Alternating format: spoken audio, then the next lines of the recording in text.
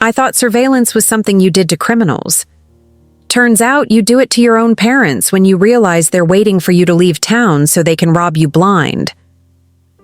The building superintendent grabbed my hand at 11:30 that night and whispered, "At midnight, you'll see everything. See." What I saw at midnight made me understand that my entire childhood had been a carefully constructed lie. My name is Lauren Mitchell. I'm 32 years old, a forensic accountant living in Portland, Oregon. I spend my days tracking financial fraud for corporate clients, following paper trails, identifying shell companies, documenting embezzlement schemes.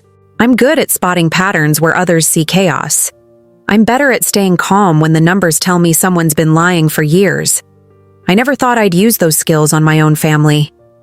The first time I felt it, that cold, creeping sensation that something was fundamentally wrong. I was sitting at my parents' dining table, watching my mother pour coffee she'd made exactly the way I liked it. That should have been my first clue. My mother never remembered how I took my coffee. She'd been getting it wrong for 32 years. "More cream, sweetie?" she asked, hovering with the carton. I stared at the cup. 2 sugars, light cream. Perfect. "I'm fine, Mom." She smiled. My father smiled. My younger brother Derek didn't look up from his phone. The house smelled like cinnamon rolls, store-bought, but warmed in the oven to give the illusion of effort. Everything felt staged. I couldn't explain why. I'd come home to Portland for what my mother had described as important family business. 3 days earlier, she'd called me at my apartment in Seattle, her voice tight with manufactured urgency. "We need to discuss your grandmother's estate. Lauren, it's time-sensitive. Can you come down this weekend?" My grandmother had passed away 4 months earlier. The estate had supposedly been settled. I'd received a small inheritance, $10,000, which my father had deposited directly into my account. "All handled," he'd said at the time. "Nothing for you to worry about." But my mother's phone call suggested otherwise. So I'd driven down, taken Friday off work, and now I was sitting in their dining room while they exchanged meaningful glances I wasn't supposed to notice. "So," my father said, folding his hands on the table, "we wanted to talk to you about the house." "What house?" "Your grandmother's house," my mother said gently. "The one in Laurelhurst." I knew the house, a beautiful 1920s craftsman on a tree-lined street near the park. My grandmother had lived there for 47 years. She'd raised my father there. I'd spent countless childhood weekends in that house, helping her garden, learning to bake her terrible lemon bars, listening to her stories about growing up during the Depression. "What about it?" I asked carefully. My father cleared his throat. "Well, we've been managing the property since Mom passed. It's been a lot of work. Maintenance, taxes, utilities. We've decided to sell." Something cold moved through my chest. "Okay. We wanted to let you know before we listed it," my mother added. "We know how much that house meant to you." I took a sip of coffee. It had gone lukewarm. "That's thoughtful. Thanks for telling me." They seemed surprised by my response. They'd expected emotion, maybe tears. Instead, I smiled blandly and asked what they planned to do with the proceeds. "Oh, well," my father said, shifting in his chair. "The money will help us with retirement. Maybe do some traveling. We've always wanted to see Europe." "That sounds nice." More meaningful glances. My mother reached across the table and patted my hand. "We knew you'd understand, sweetie. You've always been so practical." Practical? That word again. It was their favorite descriptor for me. Practical Lauren. Sensible Lauren. Lauren who doesn't make a fuss. I finished my coffee and excused myself to the bathroom. Once inside, I locked the door and stood in front of the mirror, studying my reflection. Brown hair pulled back in a ponytail. Minimal makeup. The same understated style I'd adopted years ago when I realized my family found it easier to overlook me than engage with me. I looked practical. Forgettable. I pulled out my phone and opened the county property records database, It took me 45 seconds to find my grandmother's house. Owner: Eleanor Frances Mitchell, deceased. Transfer date: none listed. I stared at the screen. If the house hadn't been transferred out of my grandmother's name, then the estate hadn't been properly settled, which meant my parents were lying about having the authority to sell it. I cleared my browser history, flushed the toilet for show, and returned to the dining room. Actually, I said, sliding back into my chair, I have to head back to Seattle tonight. Work emergency. A client's audit moved up. Disappointment flashed across my mother's face. Oh, but we were hoping you'd stay through Sunday. We have so much to catch up on. I know, I'm sorry, but this audit is critical. I can't postpone it. My father frowned. Will you be able to come back soon? There are some papers we need you to sign. Papers? Just estate documents, he said smoothly. Formalities mostly. To officially close out your grandmother's affairs. I smiled. Of course. Email them to me. I'll review them and send them back. They really need to be signed in person, my mother insisted, with a notary present. Then I'll make another trip down in a few weeks, I said, once work calms down. I could see them recalculating, adjusting their timeline. Whatever they were planning, they'd hoped to have my signature by the end of the weekend. I left their house an hour later, threw my overnight bag into my car, and drove exactly 3 blocks before pulling into a coffee shop parking lot. Then I sat there, engine off, hands shaking. My parents were planning something that required me to be absent or complicit, something connected to my grandmother's house, a house they didn't legally own but were preparing to sell. I thought about the $10,000 they'd deposited into my account. A small inheritance, they'd called it. But my grandmother's house was worth at least $800,000, probably more in Portland's current market. Even divided among multiple heirs, my share would have been substantial, unless I wasn't considered an heir, unless the estate had been structured to exclude me. I pulled out my phone and called my grandmother's attorney, a man named Edward Cho whom I'd met briefly at the funeral. His secretary answered on the 3rd ring. I'm trying to reach Mr. Cho regarding Eleanor Mitchell's estate, I said. This is Lauren Mitchell, Eleanor's granddaughter. Oh, a pause. I'm sorry, Ms. Mitchell, but Mr. Cho is no longer handling that estate. It was transferred to another attorney several months ago. Transferred? Why? I don't have that information. You'd need to speak with the family executor. Who is the executor? That would be Mr. Robert Mitchell, your father. I thanked her and hung up. My father was the executor, which meant he controlled how the estate was distributed, which meant he could manipulate the paperwork, redirect assets, and present whatever narrative he wanted about what my grandmother had intended. I sat in that parking lot for 20 minutes, watching the afternoon light fade, feeling something inside me shift and harden. Then I called my apartment building in Seattle. Hi, it's Lauren Mitchell in 412, I said when the building manager answered. I'm going to be out of town for a while, maybe a few weeks. If you see anyone asking about me or trying to access my apartment, can you call me immediately? Of course, she said. Everything okay? Just being cautious. I hung up and stared at my parents' house 3 blocks away. Then I called a different number. Extended Stay America. How can I help you? I need a room, I said. Something on the east side of Portland, month-to-month rate. I checked into the hotel under my full legal name, Lauren Elizabeth Mitchell, which my parents never used. I paid cash for the first week. Then I drove to a storage facility and rented a small unit where I could keep my car out of sight. I was disappearing, but I wasn't leaving. For the next 2 days, I stayed invisible. I bought a cheap prepaid phone at a drugstore and used it to forward my regular number to voicemail. I worked remotely from the hotel, telling my boss I was dealing with a family situation and would be unavailable for in-person meetings. And I watched. I parked on the street behind my parents' house, where I had a clear view of their driveway and back door. I took notes. I photographed everyone who came and went. On the third day, I saw my brother Derek arrive with a woman I didn't recognize. They stayed for 90 minutes. When they left, Derek was carrying a cardboard file box. On the fourth day, a man in a suit arrived. He had a leather briefcase and the polished look of an attorney. He stayed for 2 hours. On the fifth day, my father drove to a UPS store and returned with a large manila envelope. I was documenting everything: timestamps, license plates, photos. But I still didn't understand what they were planning. Then, on the sixth night, I got the answer I didn't want. I was parked in my usual spot, drinking terrible coffee from a thermos, when a man approached my car. I hadn't seen him coming.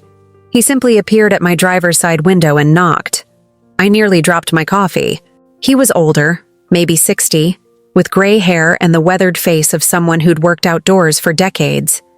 He wore a maintenance uniform with a name tag that read, Hector. I cracked the window an inch. "Can I help you?" "You're Eleanor's granddaughter," he said. It wasn't a question. My throat tightened. "Who are you?" "I'm the building superintendent for your grandmother's apartment complex." "Well, her old complex. She moved out 15 years ago, but I still remember her. Good woman. Always tipped at Christmas." I stared at him.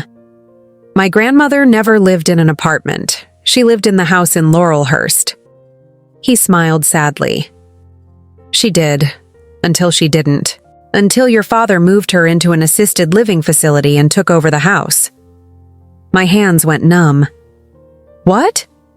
"Look," he said, glancing back toward my parents' house. "I don't know what's going on, but I've been watching you sit out here for days. I figured you might want to know the truth." "What truth?" "Your grandmother didn't leave the house to your father. She left it to you." "The whole thing. She told me so herself, maybe 6 months before she passed. Said you were the only one who ever really cared about that place." I couldn't breathe. "Why are you telling me this?" "Because your father's been showing the house to buyers. I saw the real estate agent there yesterday. And because I saw him burning papers in the backyard last week, a whole box of them." He pulled a folded piece of paper from his pocket and handed it through the window. "This is the name of the facility where your grandmother spent her last year. Talk to the administrator. Ask about the will she drafted with the staff attorney. Your father never filed it." I took the paper with shaking hands. "Why didn't you come forward before?" "I did," he said quietly. "I called your father after Eleanor passed, told him I knew about the will. He said it had been superseded by a newer document and that everything was being handled properly. I didn't have proof otherwise, so I let it go. But then I saw you out here, watching, and I thought maybe you suspected something too." He tapped the roof of my car. "Midnight," he said. "Come back at midnight tonight. Park where you are now. You'll see everything." "See what?" But he was already walking away, disappearing into the darkness.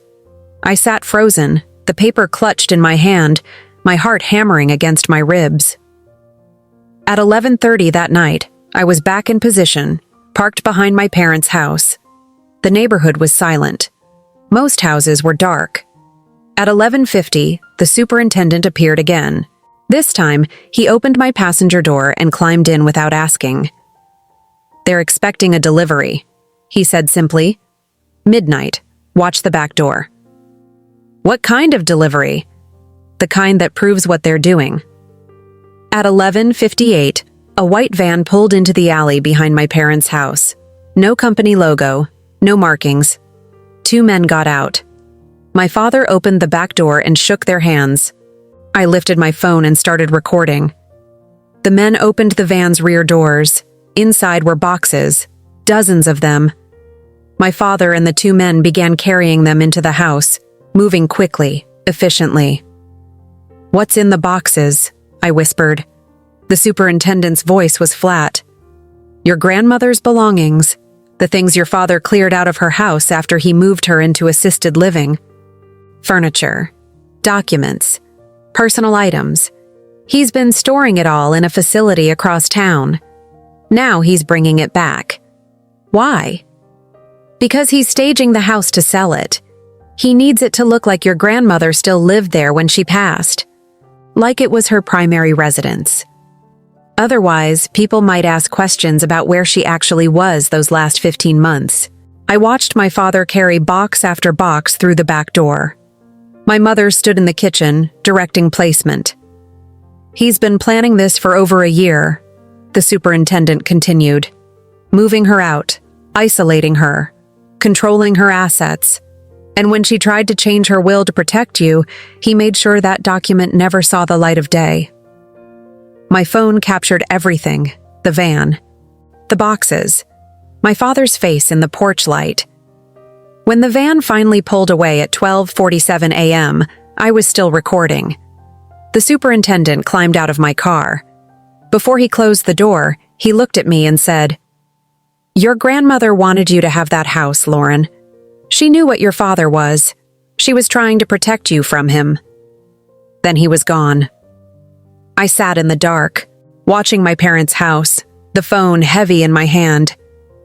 I finally understood. My father hadn't just manipulated my grandmother's estate. He'd erased her final wishes. He'd hidden her away in the last months of her life, isolated her from anyone who might question his control, and destroyed the legal documents that would have protected me. And now he was preparing to sell the house that should have been mine, the house my grandmother had explicitly left to me, and pocket the entire proceeds. The $10,000 they'd given me? That was hush money, a token payment to make me feel included while they stole everything else. I drove back to my hotel in silence. I didn't cry. I didn't scream. I didn't call them to confront them. Instead, I opened my laptop and began building a file. Video footage of the midnight delivery, timestamp, license plate of the van, the paper the superintendent had given me, with the name and address of the assisted living facility, county property records showing the house still in my grandmother's name, a timeline of events starting from my grandmother's move into assisted living. I worked until 4 a.m, documenting everything, cross-referencing dates, building the foundation of a case. Because here's what my father didn't know. I'm very, very good at following money. And I'm even better at proving fraud. When the sun came up, I made one phone call. "Cho and Associates, how may I direct your call?" "Edward Cho, please. Tell him Lauren Mitchell needs to speak with him about a suppressed will and estate fraud." There was a pause. 1 moment. 30 seconds later, Mr. Cho picked up. "Ms. Mitchell," he said carefully, "I wasn't expecting to hear from you. I need to know why you transferred my grandmother's estate to another attorney." Silence. Then, "I didn't transfer it. Your father removed me from the case. He said the family wanted to work with someone else." "Did my grandmother ever mention a revised will to you? One that left her house to me?" Another pause, longer this time. "Ms. Mitchell, I'm going to need you to come to my office. Today, if possible. There are things I should have questioned months ago, things I'm not comfortable discussing over the phone." "I'll be there in an hour." I hung up and stared at the hotel room wall. My parents thought I'd left town. They thought I was safely back in Seattle, ignorant and compliant. They thought they'd won. But they'd forgotten one critical thing about me. I don't just follow the money. I make sure every stolen dollar gets returned, with interest.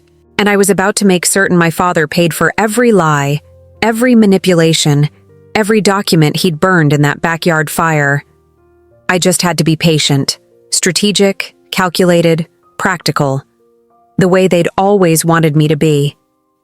Edward Cho's office was in a restored Victorian in the Alphabet District, the kind of place that charged premium rates and delivered old-school discretion. I arrived at 9:30, carrying a leather portfolio containing every piece of evidence I'd collected over the past week. The receptionist led me to a conference room with windows overlooking the street. Mr. Cho appeared 2 minutes later, carrying a file box that looked like it had been sealed for months. He was younger than I remembered from the funeral, maybe 50, with silver-rimmed glasses and the deliberate manner of someone who chose his words carefully. "Ms. Mitchell." He shook my hand and gestured to a chair. "Thank you for coming. Thank you for seeing me on short notice." He set the box on the table between us but didn't open it. "Before we begin, I need to ask you a direct question. Do you believe your father has committed estate fraud?" "Yes." "And you're prepared to pursue legal action against him?" "Yes." He studied me for a long moment. Then he opened the box. "Your grandmother came to see me 14 months before she passed away," he said, removing a document. "She wanted to revise her will. She was very specific about her wishes." He slid the document across the table. I recognized my grandmother's signature at the bottom. The date was 18 months old. I scanned the provisions. The house in Laurelhurst was left entirely to me. Her savings, roughly $200,000, were to be divided equally among her 3 grandchildren, me, Derek, and our cousin Melissa. Her personal belongings were to be distributed according to a detailed list she'd attached. My father was named executor, but with explicit limitations. He could not sell the house without my written consent. He could not access the trust funds established for the grandchildren without approval from an independent trustee. He could not make any distributions to himself beyond a modest executor's fee. My hands were shaking. "This isn't the will that was filed." "No," Mr. Cho said quietly. "It's not. 3 weeks after your grandmother signed this document, your father came to see me. He said your grandmother was experiencing cognitive decline and that the family wanted to place her in assisted care. He said she was confused about her assets and had been making irrational decisions. She wasn't confused. I suspected as much. But I had no proof. Your father was convincing. He brought medical documentation suggesting early-stage dementia. He said the family was concerned about her competency. So you let him remove you from the case." "I didn't let him do anything," Mr. Cho said, his voice sharp. "He filed a petition with the court to have me removed as a state attorney, citing conflict of interest and suggesting I'd unduly influenced your grandmother. Rather than drag her through a competency hearing while she was alive, I withdrew. But I kept this copy of her will. I've been waiting for someone to ask the right questions." I looked at the document again. "Why didn't you come forward after she died?" "Because your father filed a different will, one dated 6 months after this one. In that version, your grandmother supposedly revoked all previous documents and left everything to him, with small bequests to her grandchildren. The signatures matched. The witnesses were legitimate. Without proof of fraud, I had no grounds to challenge it. But you suspected." "I suspected many things." He pulled another document from the box. "This is a letter your grandmother sent me 4 months before she passed. It was returned to me unopened because she'd been moved out of the Laurelhurst house and hadn't updated her mailing information." He handed me the envelope. The return address was an assisted living facility I didn't recognize. Inside was a single handwritten page. "Dear Edward, I hope this letter finds you. Robert has moved me into a care facility against my wishes. He says it's temporary, but I know my son. He's isolating me. I haven't seen Lauren in months. He tells me she's too busy with work to visit, but I don't believe him. I need you to know that I have not changed my will. The document we prepared together, leaving the house to Lauren, is my final word. If Robert presents anything different, it's a forgery. Please don't let him take from her what I've tried to protect. I don't have much time. I can feel myself fading. But I need Lauren to know I fought for her. Please help her. Eleanor." I read it 3 times, my grandmother's shaky handwriting blurring in front of me. "She knew," I whispered. "She knew what he was doing." "Yes." Mr. Cho's voice was gentle, and she tried to stop it. But by the time this letter reached me, she'd already passed away. Your father had filed the fraudulent will and taken control of the estate. Without proof that the second will was forged, I couldn't act. What about the witnesses? The people who supposedly watched her sign the second will? I looked into them. One was a nurse at the facility where your grandmother lived. The other was an administrative assistant at your father's company. Both confirmed they witnessed a signature, but neither could conclusively identify when or under what circumstances. I felt something cold settle in my chest. He had them sign blank documents, or he forged her signature and paid them to backdate their witness statements. That would be my assessment, but proving it requires more than suspicion. I opened my portfolio and removed the photos I'd taken 6 nights earlier. What if I told you I have video evidence of my father staging the house to make it look like my grandmother still lived there when she died? Mr. Cho went very still. I showed him everything. The midnight delivery, the boxes being carried into the house, the timeline I'd constructed showing when my grandmother had actually been moved out versus when my father claimed she'd been living there. He's been storing her belongings for over a year, I said. Now he's bringing them back to create the illusion that she never left. He's planning to sell the house as part of her estate, a house he doesn't legally own because it should have passed directly to me. Mr. Cho studied the photos, his expression hardening. This is good, very good, but we'll need more. I know. That's why I need your help. He looked at me over his glasses. What exactly are you proposing? I want to build an airtight case for estate fraud, forgery, and elder abuse. I want to file a formal challenge to the probate, and I want to make sure every dollar he's stolen gets returned, with penalties. That's going to require significant evidence, financial records, witness testimony, documentation of your grandmother's mental state during the time he claims she revised her will. I can get it. I leaned forward. But I need time. My father doesn't know I'm still in Portland. He thinks I went back to Seattle. As long as he believes I'm ignorant, he'll keep moving forward with his plan. And every move he makes gives me more evidence. Mr. Cho was silent for a long moment. Then he pulled a legal pad from his briefcase and began writing. Here's what we're going to do, he said. I'm going to file a motion to reopen your grandmother's estate, citing newly discovered evidence. That will freeze any transactions related to her assets, including the sale of the house. It will also trigger an investigation into the validity of the will your father filed. How long will that take? The motion can be filed within 48 hours. The freeze will be immediate, but the investigation could take months. That's fine. I'm not in a hurry. He glanced at me. You understand, this will destroy your relationship with your father. We don't have a relationship. We have a pattern of him using me as a convenient pawn in whatever game benefits him most. Mr. Cho nodded slowly. Then we'll proceed. But Ms. Mitchell, I need you to understand something. If your father discovers what you're doing before we have sufficient evidence, he could destroy documents, intimidate witnesses, or create additional forgeries to cover his tracks. You need to remain invisible.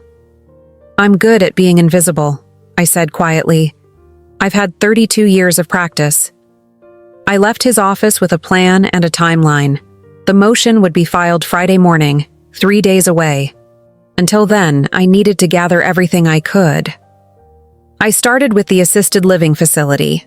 Hillside Manor was 20 minutes east of downtown Portland.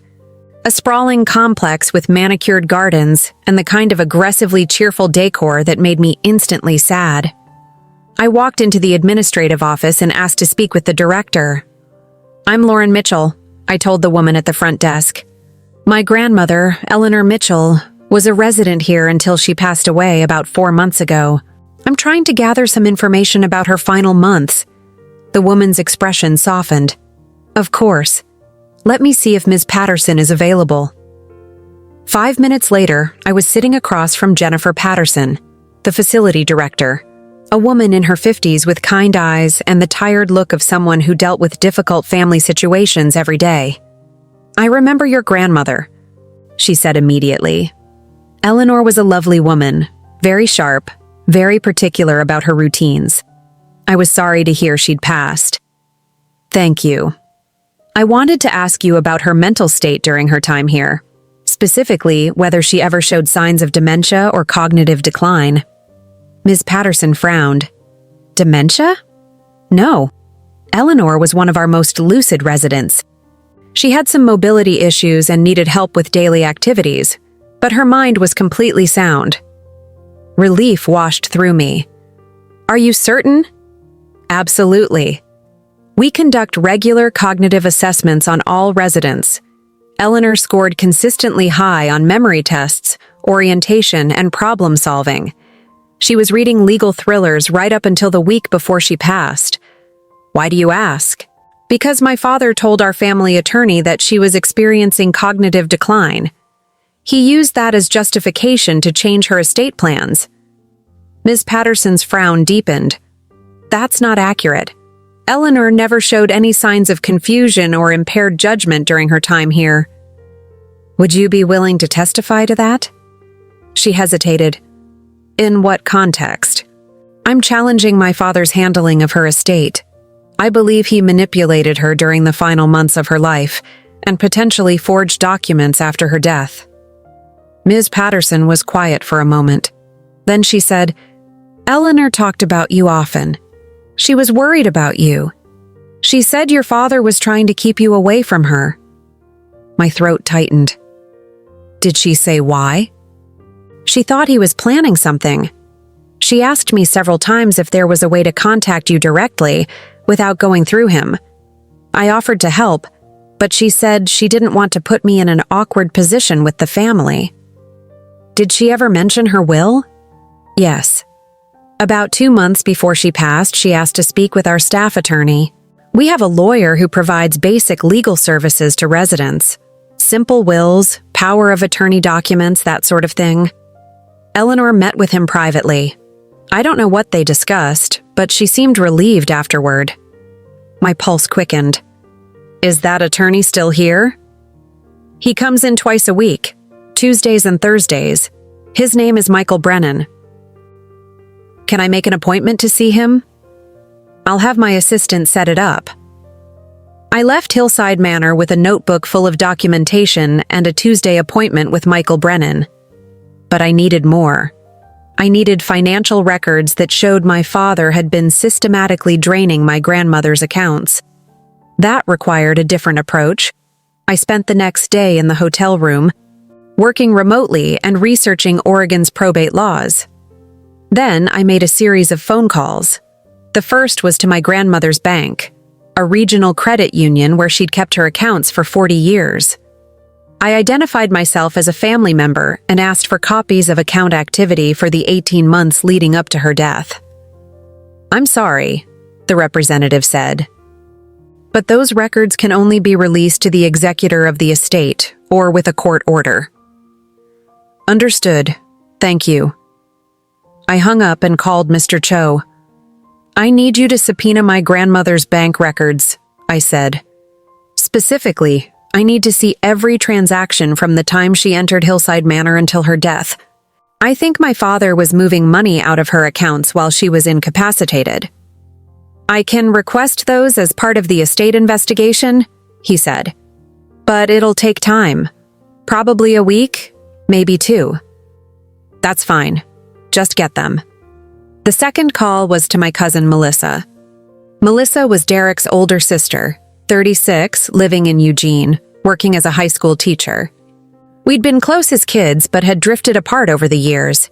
She'd been at the funeral but had left immediately afterward. I hadn't spoken to her since. She answered on the 4th ring. Lauren, is everything okay? Not really. I need to ask you something. Did you ever receive an inheritance from Grandma Eleanor? Silence. Then, why are you asking? Because I'm trying to figure out what happened to her estate. I know I got $10,000. Derek got the same. Did you? Yeah, $10,000. Did that seem low to you? Grandma had the house, savings, investments. Even divided 3 ways among the grandchildren, we should have gotten significantly more. I thought about it, Melissa admitted. But your dad said most of the estate went to covering her care costs and final expenses. He said there wasn't much left after everything was settled. Melissa, Grandma's house is worth at least $800,000. Her savings were over $200,000. Even with care costs, the numbers don't add up. A long pause. What are you saying? I'm saying I think my father manipulated the estate, and I'm going to prove it. But I need to know if you'll back me up if this goes to court. Lauren, that's a serious accusation. I know, and I wouldn't make it if I didn't have evidence. What kind of evidence? I told her everything. The suppressed will. The midnight delivery. The facility director's testimony about our grandmother's mental clarity. The forged documents. When I finished, Melissa was silent for so long I thought the call had dropped. Melissa? I'm here. Her voice was tight. I can't believe Uncle Robert would do that. He did. And unless we stop him, he's going to sell that house and keep everything. What do you need from me? The truth. If this goes to court, I need you to testify that you received a minimal inheritance and that my father never provided a full accounting of the estate. Okay. She took a shaky breath. Okay, I'll do it. Thank you. Lauren, why didn't he do this to Derek? Why just you? I'd been asking myself the same question. I don't know. Maybe because Derek never questions him. Or maybe because I'm the one who actually cared about Grandma and her house. Either way, he saw me as the obstacle. So he removed me. After I hung up, I sat on the hotel bed and stared at the ceiling. I had testimony. I had documentation. I had a paper trail forming. But I needed the final piece. The smoking gun that would prove my father had deliberately forged my grandmother's will. And I knew exactly where to find it. That night, I drove back to my parents' house. It was after midnight. The neighborhood was dark. I parked 3 blocks away and approached on foot, moving through backyards and staying in shadows. The house was silent. My parents' bedroom light was off. I circled to the back where my father kept his home office in a converted garage space. The window was locked, but the frame was old. It took me less than 30 seconds to work it open with a credit card. I climbed through and found myself in a small, cluttered room dominated by a large desk and filing cabinets. My father's personal command center. I pulled on gloves, thin latex ones I'd bought at a drugstore, and began searching. The filing cabinets held tax returns, insurance policies, and investment statements. Nothing immediately relevant. I moved to the desk drawers. In the bottom drawer, locked with a small combination lock, I found what I was looking for. I used a tension wrench and pick, tools I'd learned to use during a corporate fraud investigation years ago, and opened the lock in under a minute. Inside was a folder marked Estate Documents. I pulled it out and began photographing every page with my phone. My grandmother's original will, the one Mr. Cho had shown me, with a large red X drawn through it. The forged will, with my grandmother's signature that looked just slightly wrong, too steady, too controlled for someone who'd been frail and dying. And beneath it, a handwritten note in my father's writing. Brennan refused. Use the nurse. Pay her $2,000. Have her backdate the witness statement to March. My hands went numb. This was it. Written proof of forgery. Proof of conspiracy. Proof of everything. I photographed the note from multiple angles, making sure every word was legible. Then I carefully replaced the folder, relocked the drawer, and climbed back out the window. I was back in my car within 5 minutes, my heart hammering so hard I thought I might pass out. But I had it. I had everything. I drove back to the hotel and immediately forwarded the photos to Mr. Cho with a message. Found proof of forgery. Written confession. Call me. He called at 7 the next morning. Ms. Mitchell, this changes everything. With this note, we can prove criminal fraud. Your father could face prison time. Good, I said flatly. I'm filing the motion today. The freeze will be in effect by this afternoon. After that, we'll schedule a hearing to challenge the will. With the evidence you've gathered, I'm confident we can have the fraudulent will overturned and your grandmother's original will reinstated. How long? 60 to 90 days for a full resolution. Maybe longer if your father fights it. He'll fight it. Probably. But he'll lose. I hung up and lay back on the hotel bed, staring at the ceiling. In less than 2 hours, my father would discover that his assets were frozen. He'd receive notice that the estate was being challenged. He'd realize someone knew what he'd done, and he'd know it was me.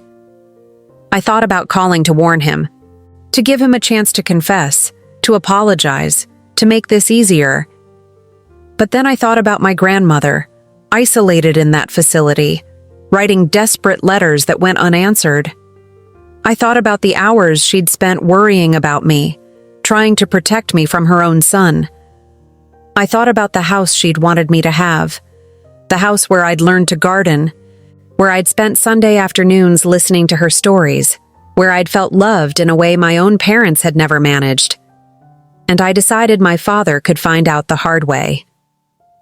At 9:47 that morning, my phone rang. My father's number. I didn't answer. He called 6 more times in the next hour. Then my mother called. Then Derek. I let them all go to voicemail. At 2:15, my father sent a text. "Lauren, call me immediately. There's been a problem with the estate." I deleted it. At 4:30, Derek sent a message. "Dad is freaking out. Something about the house being frozen. Do you know what's going on?" I replied, "No idea. I've been busy with work. Why?" 3 dots appeared, then disappeared. Then, "Never mind. Dad will handle it." I smiled. That evening, I drove past my parents' house one last time. Every light was on. Cars filled the driveway. Derek's truck, an unfamiliar sedan, a vehicle I recognized as belonging to my uncle. They were having an emergency family meeting, and I wasn't invited. I parked across the street in the shadows and watched them through the front window. I could see my father pacing, gesturing angrily. My mother sitting on the couch, her face pale. Derek standing near the fireplace, arms crossed. They were trying to figure out who had betrayed them.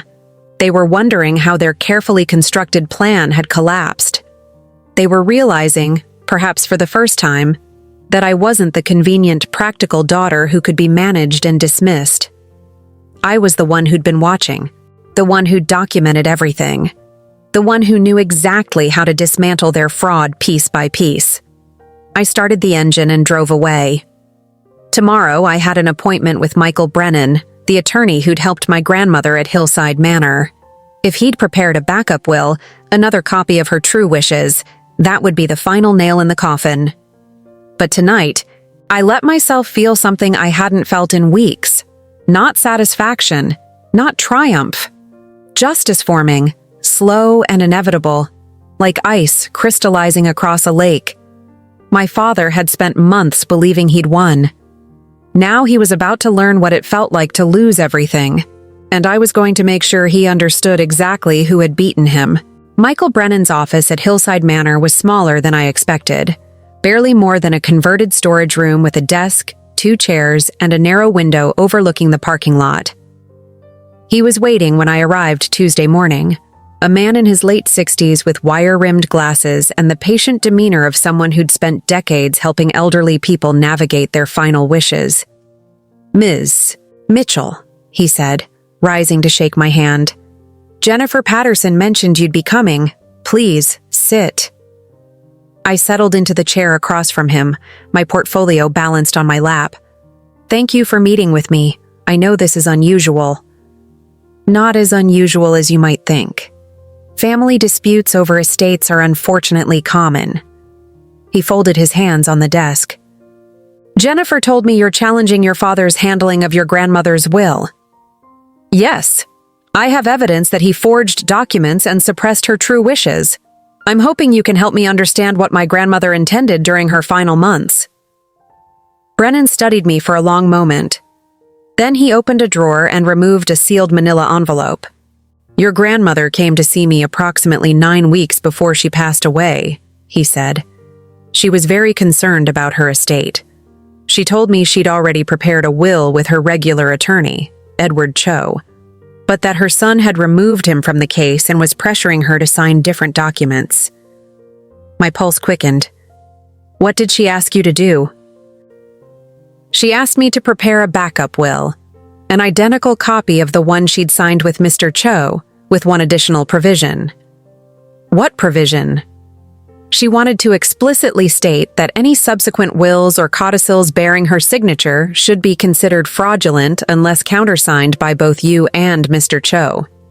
She was trying to prevent exactly what your father ultimately did. He slid the envelope across the desk. This is her backup will. She signed it in the presence of 2 facility staff members who had no connection to your family. It's been sealed since the day she signed it. She asked me to hold it until after her death and only release it to you personally, not to your father, not to any other family member. My hand shook as I picked up the envelope. Why didn't you come forward after she died? Because I didn't know she'd passed away until 3 months later. Your father never informed the facility. We only found out when her monthly payments stopped processing, and we called to inquire. By that time, the estate had already been settled through probate. But you kept this? Yes, Eleanor was very specific. She said if anything happened to her, I should wait for you to come asking questions. She said you were the only one who would think to look. He paused. She said you were like her, careful, methodical, suspicious of easy answers. I opened the envelope with trembling fingers. Inside was the will, identical to the one Mr. Cho had shown me, with the additional clause my grandmother had described. Her signature was unmistakable, shaky but determined. The date was clear. The witnesses were named, 2 nurses I could track down and depose, and at the bottom, in her handwriting, a note. Lauren, I'm sorry I couldn't protect you better. Make sure they can't take what's yours. Love always, Grandma. I pressed my hand to my mouth, fighting back tears. She knew, I whispered. She knew exactly what he was planning. Yes, Brennan said quietly. And she did everything she could to stop him. I looked up. Will you testify to all of this? The circumstances under which she signed this will? Her mental state? Her explicit concerns about my father? Absolutely. I've been waiting for someone to ask. I left Hillside Manor with the sealed will in my portfolio and a signed affidavit from Brennan documenting the entire conversation. I called Mr. Cho from the parking lot. I have the backup will, I said without preamble. Signed, witnessed, sealed, with an explicit provision declaring any subsequent documents fraudulent. Silence. Then, my God. Lauren, this is unprecedented. With this, we don't just challenge your father's will, we invalidate it completely.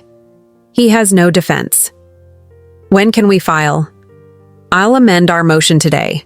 We'll include the backup will as primary evidence. The judge will have no choice but to overturn the fraudulent probate and reinstate your grandmother's true wishes. How soon can we get a hearing? Emergency hearing? Given the evidence of fraud? Possibly within 2 weeks. Do it. I hung up and sat in my car, staring at the envelope on the passenger seat. My grandmother had spent her final weeks preparing for this moment. She'd anticipated my father's betrayal, documented his manipulation, and created a failsafe that would protect me even after her death. She'd trusted me to find it. And now I had everything I needed to destroy him. That afternoon, I did something reckless. I drove to my brother Derek's apartment in Northwest Portland, a renovated industrial space he shared with his girlfriend, the woman I'd seen visiting my parents' house the week before. I'd never been there, but I'd found the address in an old family email. I knocked on the door at 3:30. Derek answered wearing gym shorts and a stunned expression. Lauren, what the hell are you doing here? Dad's been trying to reach you for days. I know. Can I come in? He hesitated, then stepped aside. The apartment was exactly what I'd expected. Exposed brick, expensive furniture, a massive television. Derek had always been good at spending money he hadn't earned. "Where's your girlfriend?" I asked. "Madison? She's at work. Why?" "Because I wanted to talk to you privately." He crossed his arms. "About what?" I set my portfolio on his coffee table and removed a single document. The forged will with our father's handwritten note about paying the nurse to backdate her witness statement. I handed it to him. Derek read it once, then again, his face draining of color. "Where did you get this?" "From Dad's office, bottom drawer of his desk. Locked." "You broke into his house?" "I gathered evidence of fraud." "There's a difference." Derek dropped onto the couch, still staring at the document. Lauren, this is insane. Dad wouldn't. He did. He forged Grandma's will, paid a witness to lie, and destroyed the original document that left everything to me. He's been planning to sell her house and keep the money. The $10,000 he gave us? That was hush money to make us feel included while he stole an $800,000 property. Derek looked up at me, his expression somewhere between disbelief and horror. "You're lying. I have video evidence of him staging the house to make it look like Grandma still lived there when she died. I have testimony from the facility director confirming she was mentally sound until the end. I have a backup will prepared by a different attorney that explicitly names me as the sole heir to the house. And I have this note, in his own handwriting, admitting to forgery." I sat down across from him. "In approximately 10 days, there's going to be an emergency probate hearing. The judge is going to see all of this evidence. The fraudulent will is going to be invalidated, and Dad is going to face criminal charges for estate fraud, forgery, and elder abuse." Derek's hands were shaking. "Why are you telling me this?" "Because I want you to understand what's about to happen, and because I'm giving you a choice." "What choice?" "You can stand with him when this goes to court. You can pretend you didn't know what he was doing. You can support his lies and destroy what's left of your credibility. Or you can tell the truth." "The truth about what?" "About whether you knew. About whether he involved you in any of this. About the boxes you carried out of his house last week." Derek went very still. "You saw that?" "I've been watching for over a week. I've documented everything." He stood up abruptly, pacing to the window. "I didn't know what was in those boxes. He just asked me to help him move some stuff. He said it was Grandma's belongings from storage." "Did you ask why he was moving them back to her house?" "No, I thought he was getting the place ready to sell. I didn't question it." "That's always been your problem, Derek. You never question him. You just do what he asks and take whatever money he gives you." He spun around. "That's not fair." "Isn't it? How much has he given you over the years? Down payment on your car? Help with this apartment? That consulting job at his company that you don't actually have to show up for?" His jaw tightened. "He's our father. He's a fraud, and he used his own mother to fund his lifestyle and yours. And when she tried to protect me, he destroyed her final wishes and locked her away where no one could question him." Derek sank back onto the couch, his head in his hands. "What do you want from me?" "I want you to stay out of it. Don't lie for him. Don't help him hide evidence. Don't pretend this is some kind of misunderstanding between us. When this goes to court, you sit in the back row and you stay quiet." "And if I don't?" "Then I include you in the lawsuit, as a co-conspirator. Because moving those boxes back into the house? That's participation in fraud. And I have video evidence of you doing it." It was a bluff, mostly, but Derek didn't know that. He looked at me with something I'd never seen in his eyes before. Fear. "You'd really do that? You'd destroy our whole family over this?" "He destroyed it first. I'm just making sure everyone sees the damage." I stood and collected my portfolio. "The hearing is in 10 days. I suggest you think carefully about where you want to be when the truth comes out." I left him sitting there, pale and shaken. I didn't feel good about threatening my brother, but I needed him neutralized. If Derek testified on my father's behalf, it would complicate things. If he stayed silent, my case remained airtight. And I was done being the accommodating daughter who made things easier for everyone else. The next 5 days passed in a blur of depositions, document preparation, and strategic planning with Mr. Cho. We deposed the nurses who'd witnessed my grandmother's backup will. We obtained my grandmother's medical records from Hillside Manor, proving her mental competency. We compiled financial records showing my father had moved over $60,000 out of her accounts during her final year, transfers she'd never authorized. We built a case so comprehensive that Mr. Cho said it was the strongest fraud evidence he'd seen in 20 years of practice. On the 6th day, my father's attorney called Mr. Cho requesting a meeting. They want to settle, Mr. Cho told me over the phone. They're offering to return the house to you and divide the remaining assets according to your grandmother's original will. In exchange for what? Dropping the criminal charges. Your father wants to avoid prosecution. I laughed, a cold, bitter sound. No. Lauren, a settlement would give you everything you're entitled to without the cost and stress of a trial. I don't want a settlement. I want him held accountable. I want a judge to declare publicly that he committed fraud. I want it on the record that he manipulated his dying mother and forged legal documents to steal from his own daughter. Mr. Cho was silent for a moment. Are you certain? Because once we go to court, there's no going back. Your family will never forgive you. My family stopped existing the day he decided I was worth less than a real estate commission. All right, then we proceed to the hearing. On the 7th day, my mother called. I almost didn't answer, but curiosity got the better of me. Lauren. Her voice was tight, strained. We need to talk. About what? About this terrible misunderstanding with your father. Sweetheart, I think you've been given some wrong information.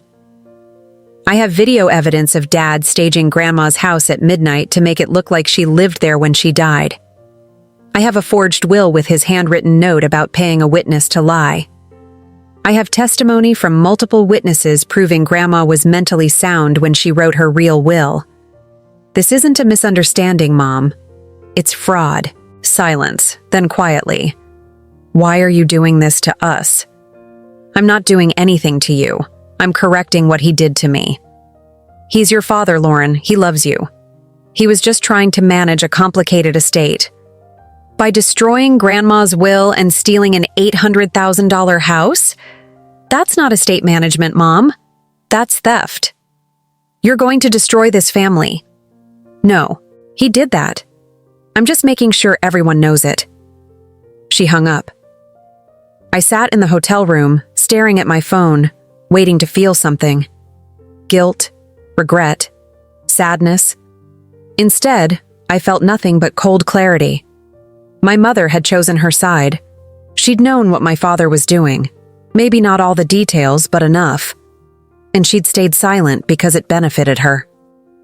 Because maintaining the comfortable lie was easier than confronting the truth.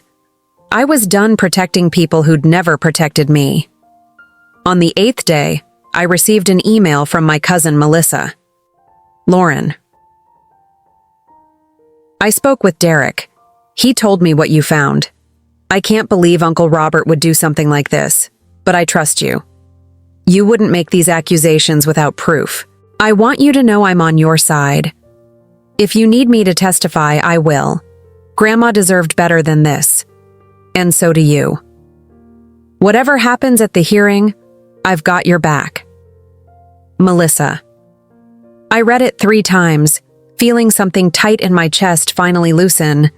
At least one person in my family understood. On the 9th day, Mr. Cho called with news. The judge reviewed our preliminary evidence. She's moving the hearing up. Tomorrow morning, 9 a.m. She wants this resolved immediately. My stomach dropped. Tomorrow? Yes. She's concerned about the fraud allegations and wants to prevent any further tampering with estate assets. Can you be ready? I've been ready for 2 weeks. Then I'll see you at the courthouse. Lauren. He paused. You should prepare yourself. Your father will be there. Probably your mother too. this is going to be difficult. I know. And you're still certain you want to proceed? I thought about my grandmother's letter, her shaky handwriting, her final attempt to protect me. I'm certain. That night, I couldn't sleep. I lay in the hotel bed, staring at the ceiling, running through every piece of evidence in my mind. The backup will, the forged documents, the video footage, the witness testimony, the financial records. We had everything. But I kept thinking about the moment my father would see me in that courtroom. The moment he'd realize I'd been the one gathering evidence. The moment he'd understand that his practical, accommodating daughter had dismantled his entire scheme. Part of me, a small, wounded part I hated, wanted him to apologize, to break down and admit what he'd done, to say he was sorry. But I knew he wouldn't. Men like my father never apologized. They justified. They rationalized. They blamed everyone except themselves. At 6 a.m., I gave up on sleep and got dressed. I chose carefully. A navy suit, professional, serious, impossible to dismiss. Minimal jewelry, hair pulled back, the armor of competence. I looked in the mirror and barely recognized myself. The accommodating daughter was gone. In her place was someone harder, colder. Someone who'd learned that sometimes the only way to survive your family was to destroy the illusions holding it together. I arrived at the courthouse 45 minutes early. Mr. Cho was already there, standing outside the courtroom with an assistant and several boxes of evidence. "Ready?" he asked. "Yes. Your father's attorney is inside. So is your father. He knows you're the one who filed the challenge." Good. We walked into the courtroom together. My father was sitting at the defendant's table with his attorney, a slick-looking man in an expensive suit who radiated the kind of arrogance that came from winning too many cases through intimidation. My father looked older than I remembered, grayer, diminished somehow. When he saw me, his expression shifted from shock to rage so quickly I almost took a step back. But I didn't.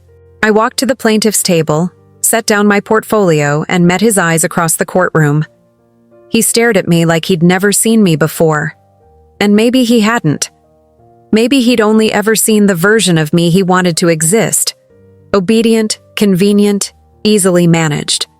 He'd never seen the version who kept records, who documented everything, who knew how to follow money and lies until they led back to their source. The bailiff called the court to order. The judge entered, a woman in her 60s with sharp eyes and an expression that suggested she had no patience for games. "This is an emergency hearing regarding the estate of Eleanor Frances Mitchell," she said, settling behind the bench. "I've reviewed the preliminary evidence submitted by the plaintiff. Mr. Cho, you may proceed." Mr. Cho stood. "Your Honor, we're here today because the defendant, Robert Mitchell, systematically defrauded his own mother's estate through forgery, witness tampering, and suppression of her true testamentary wishes. We have documented evidence of each of these crimes, and we're asking the court to invalidate the fraudulent will he filed, reinstate Mrs. Mitchell's legitimate will, and refer this matter to the district attorney for criminal prosecution." The judge looked at my father's attorney. "How does your client respond?" The attorney stood. "Your Honor, these are serious accusations based on circumstantial evidence and family conflict. My client acted as executor in good faith, following what he believed to be his mother's final wishes. Any irregularities in the documentation can be explained by the challenging circumstances of managing an estate during a family member's decline." "Then explain this," Mr. Cho said, approaching the bench with the photograph of my father's handwritten note. "This is a document recovered from the defendant's personal office. In his own handwriting, he admits to paying a witness to backdate her statement regarding the will he filed. That's not good faith, Your Honor. That's premeditated fraud." The judge examined the photograph, her expression darkening. My father's attorney paled. "Your Honor, we weren't aware of this document." "Because your client didn't disclose it," Mr. Cho said. "He's been concealing evidence since the moment Mrs. Mitchell passed away."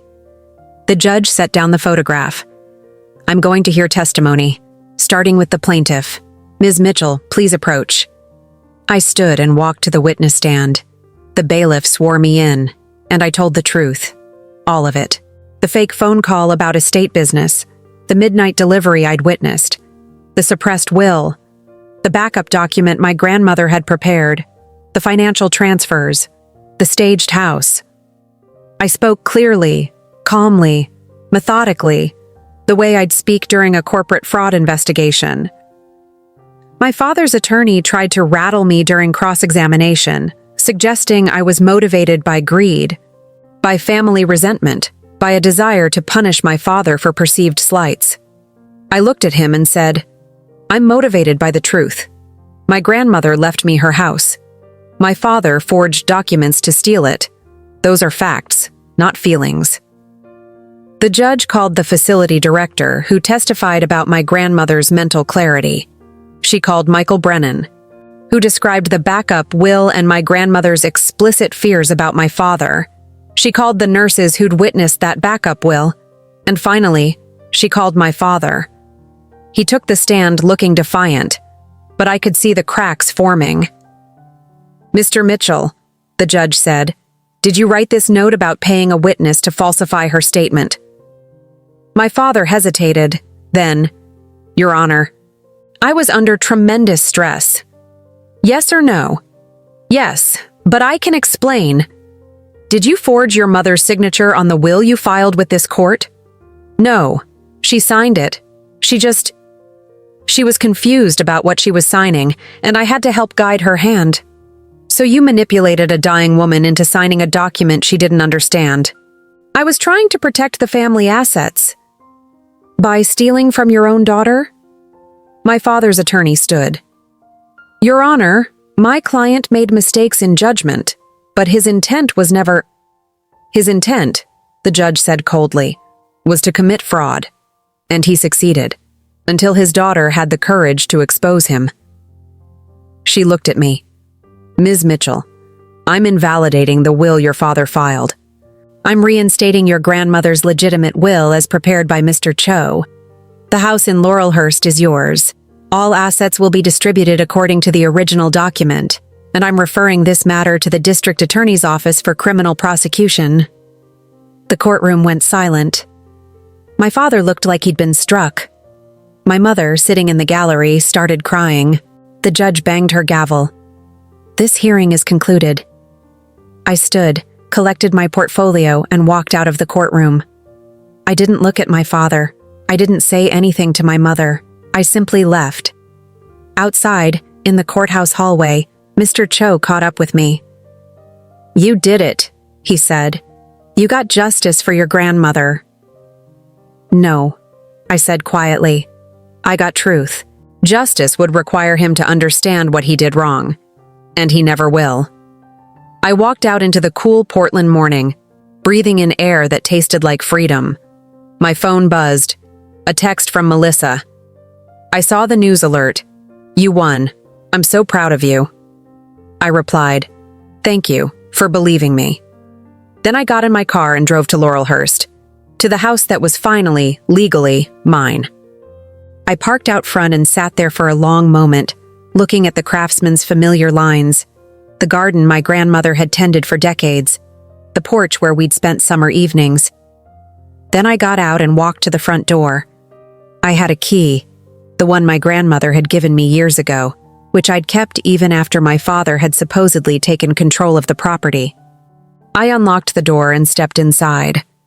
The house smelled like dust and staged memories. The furniture my father had moved back, arranged to create an illusion. But underneath, I could still sense her. My grandmother. Her presence in the walls, the floors, the light coming through the old windows. I walked through each room slowly, remembering. And in the kitchen, on the counter, I found something my father had missed. A small ceramic jar, the one my grandmother had kept her recipes in. I opened it. Inside, tucked between index cards covered in her handwriting, was a note addressed to me. Lauren.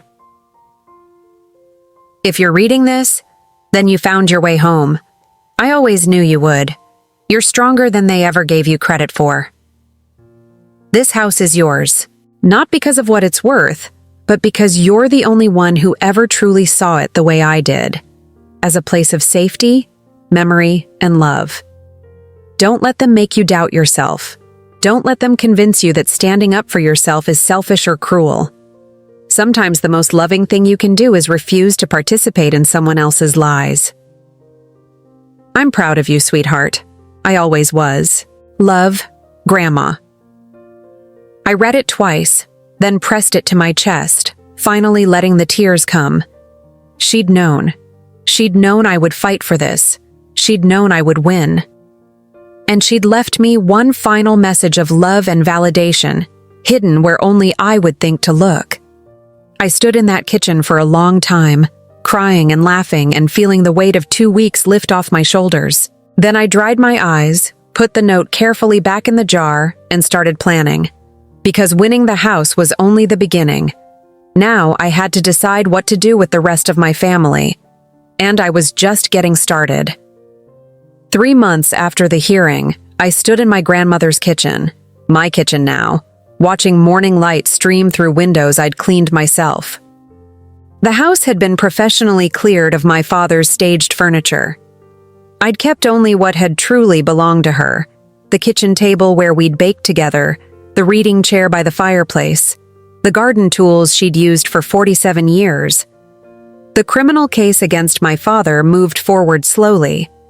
His attorney negotiated a plea deal, restitution, probation, community service. No jail time, but a permanent record. His reputation in the financial community destroyed. His consulting business dissolved. My mother filed for separation 2 weeks after the hearing. She moved to Arizona to stay with her sister. Derek never apologized, but he stopped taking my father's calls. Last I heard, he'd started seeing a therapist. Small steps. Melissa came to visit once the house was mine. We sat on the porch with coffee, not talking much, just existing in the space our grandmother had loved. It felt like rebuilding something I hadn't realized was broken. I never heard from my father directly. But 6 weeks after the hearing, a letter arrived at the house. No return address. Inside was a single sentence in his handwriting. You were always more like her than I wanted to admit. I burned it in the fireplace. Some people thought I'd been too harsh, too unforgiving. Friends suggested reconciliation, family therapy, letting go of anger.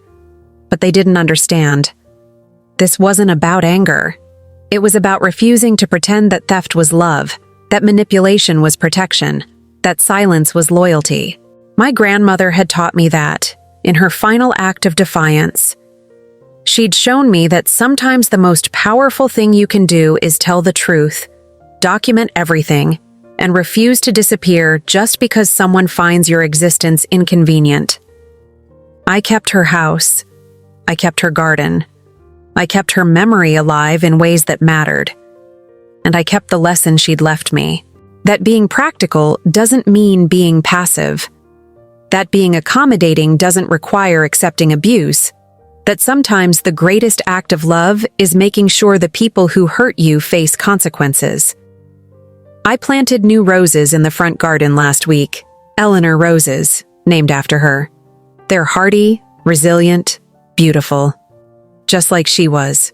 Just like she taught me to be. Sometimes the people who should protect you are the ones you need protection from. But if you're patient, if you're thorough, if you document everything and refuse to be erased, you can reclaim what was always yours. Not just property, not just money, but dignity, truth, and the right to exist on your own terms.